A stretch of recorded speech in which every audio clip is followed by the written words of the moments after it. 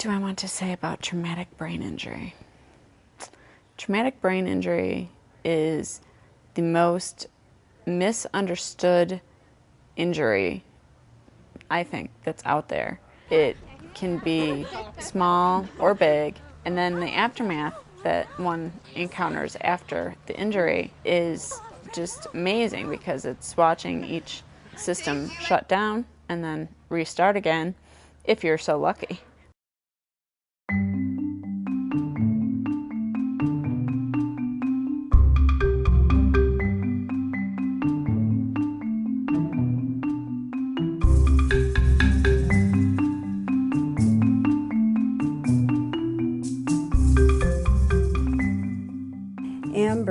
Amber probably struggled the most with memory challenges. She too had very severe memory challenges. She was a college student at the time of her injury, and she couldn't remember lectures. She'd read materials over and over and over and still have no idea of what she read. It was very frustrating to her.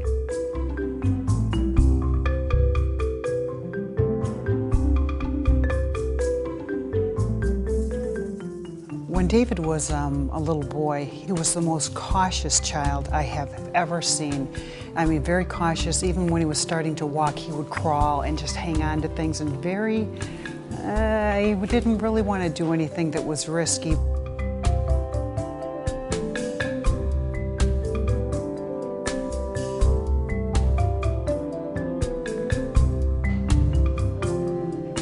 We have a lot to be thankful for because she has done very, very well. I feel like God answered those prayers. I give Amy back to Him for whatever He wants to do with her life. I think He has special plans for her.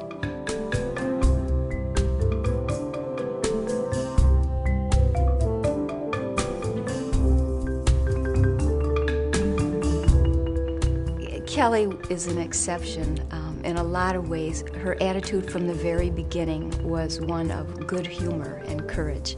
There was nothing that I ever suggested that Kelly poo-pooed or said, I won't try.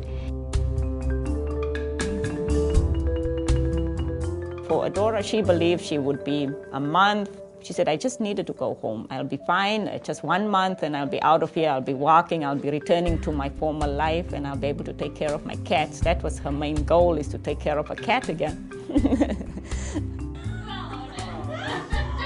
The whole thing in the beginning is that they need to survive. They need to get past that critical stage.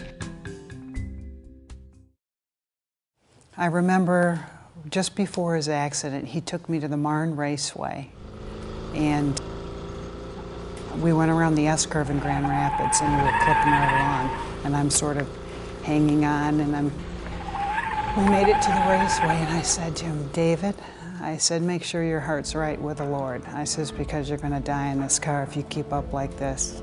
And 3 weeks later, I got the call. I think I was going around a corner probably too fast. I really don't remember the accident all that well. It was the start of a 3-month coma. Basically, I woke up in the hospital and I was like, what? I thought it was a dream, totally.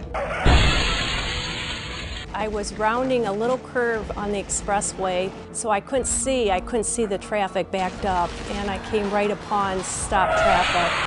I'd always speed on the road right before I got home and just getting going at like 80. Apparently I lost control, which is bound to happen. And I hit a tree with the passenger side of the car. I was the only one inside. The third time that she called, the sheriff answered the phone.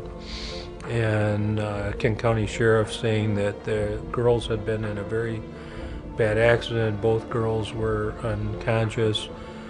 Somebody stopped and I knew I couldn't stop, and inside I would have been better to hit the guy in front of me, but avoid hitting him. I went to the side and the truck hit from the side, and I think I was just in a car just screwing around going too fast, and the passenger side wheels went into the ditch, sucked me in, I went into a fresh alfalfa field, and it shot me out, and I flipped front end over back end 5 times, and I was airborne. I hit the ground 5 times within 1/8 of a mile. So you do the math. This is a model of the brain, about life size. It's fairly easy to take it apart.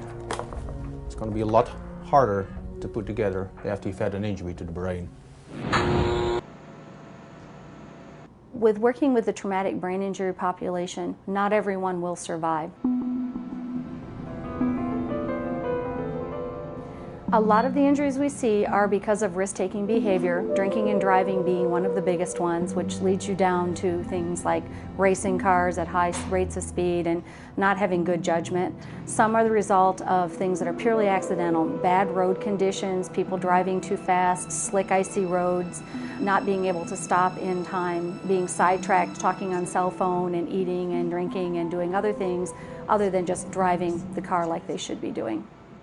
I wish that, like driver's ed courses, that part of that was going into a Mary Free Bed or a Hope Network and seeing that it isn't just an accident that you're sick for a while and you get up and you're done. It's not like breaking a leg or breaking an arm. When you get done with this, you are not the same person you were before it happened. And I don't know if you can understand that at 16 or 17 years old.